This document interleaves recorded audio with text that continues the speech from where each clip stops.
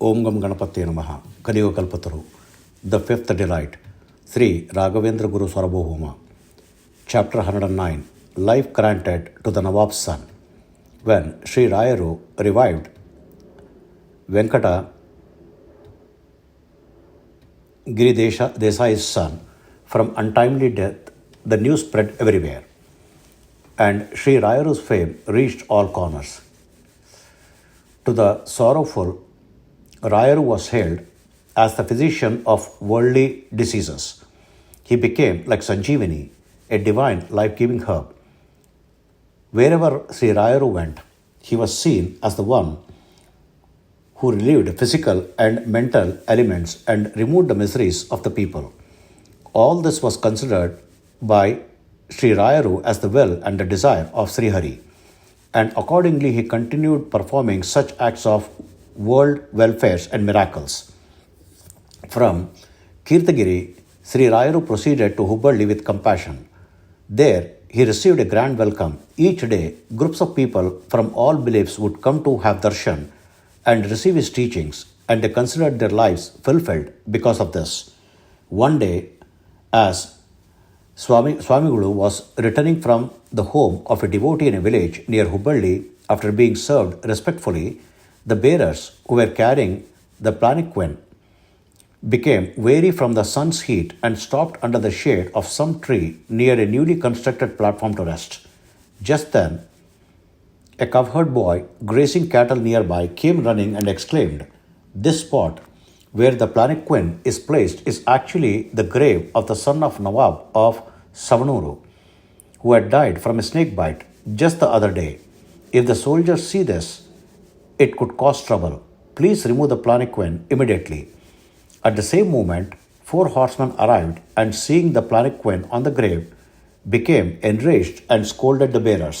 Sri Rayaru calmly called the soldiers and said, "Your Nawab's son is not dead. You have made a grave while he is still alive. If the prince's body is taken out before sunset, by the grace of God, he can be brought back to life. After sunset, it will not be possible to revive him. Please convey this message to the Nawab and bring him here." The soldiers, initially angry, were influenced by the aura and tone of Sri Rayaru's words. Realizing the possibility that the Nawab's son might still be alive, they were overjoyed. One soldier immediately set off on the horseback to inform the Nawab and bring him along. The bearers shifted the palanquin to another spot and stood there. Within an hour, the Nawab arrived on horseback accompanied by several officers. Upon seeing Sri Rayaru, an inexplicable sense of reverence and devotion rose in his heart. He dismounted and, according to his custom, bowed 3 times before Sri Rayaru. Sri Guru Raja looked at him and said, "Nawab sir, may you be blessed. Your son's soul has not yet departed. Please have his body exhumed from the grave. By the grace of God, we will attempt to revive the prince. It must be done before sunset."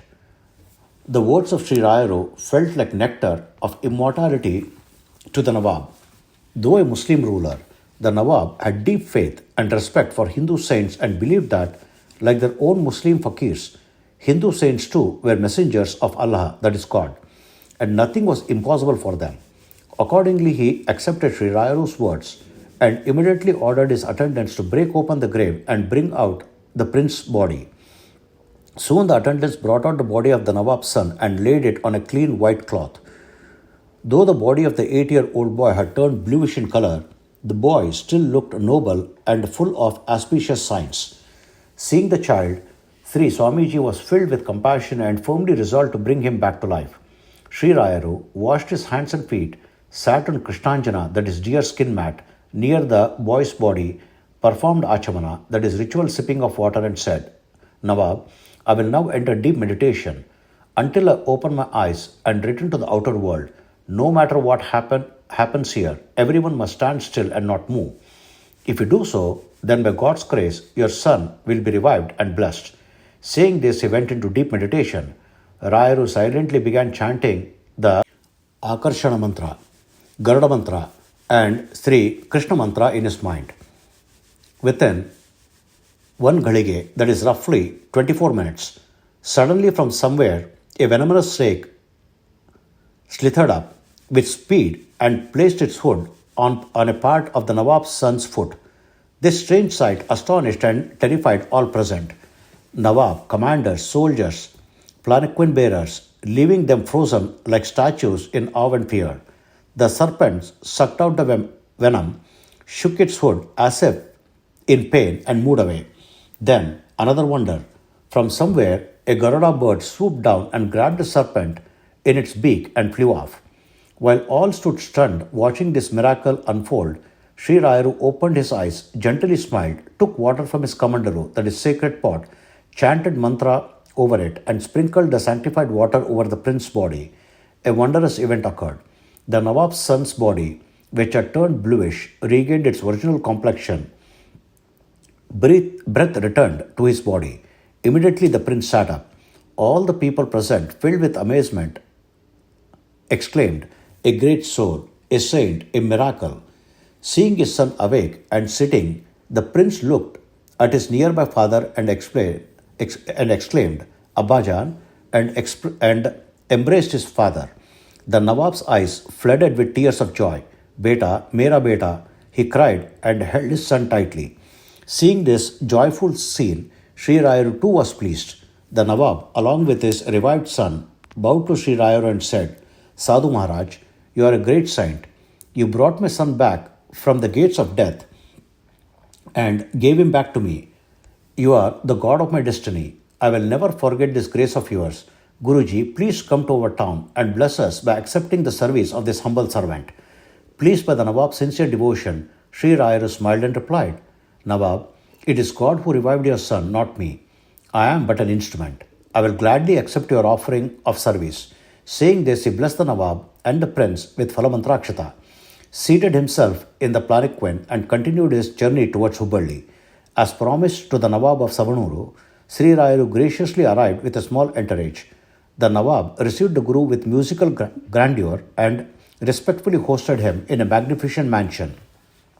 He made special arrangements for the Guru's worship and had a learned Brahmin perform the Pada Puja, that is ritual foot worship, to Sri Rayaru. After the Puja Aradhana, the Nawab expressed his wish to donate a village and several landed properties to the Guru, who had revived his deceased son and preserved his lineage. When Sri Rayaru said, "Nawabji, what is all this for?" the Nawab replied, "Guru Maharaj, last night I had a dream. In it, I had a vision of a divine being. The radiant figure appeared about 7 or 8 years old, so resplendent I could hardly bear to look at him. Adorned with all ornaments, he stood holding a golden flute in his hand. Smiling at me, the divine child said, 'Donate to the Guru, who saved your son, a village and a land in my name. You will be blessed.' He then disappeared. I do not know the name of the divine being. You are a great Mahatma. Please tell me who he was and kindly accept the land donation." Sri Guru Rayaru, realizing this was Krishna Leela, that is a divine play of Lord Krishna, was overwhelmed with joy and asked, "Nawabji, in your kingdom, is there any village named Krishna?" The Nawab responded, "Indeed, Guruji. Among my possessions, there is a village called Krishnapura." Sri Rayaru, with a smiling face, replied, "You are truly fortunate, Nawabji. Our Lord himself has appeared before you. His names are infinite. Krishna is one among them. Krishnapura is a village in his name. He wishes for you to offer it to us. Let it be as he wills." The Nawab, extremely pleased, formally donated the Krishnapura village and some lands to the Guru and felt fulfilled. Sri Rayaru's noble qualities, his compassion for all, his universal outreach beyond religious bonds, and his humanitarian virtues were praised by all. As he had revived the son of non-Hindu Nawab and through his grace demonstrated the greatness of Sanatana Dharma. Hari Om. Om Sri Krishnarpanamastu.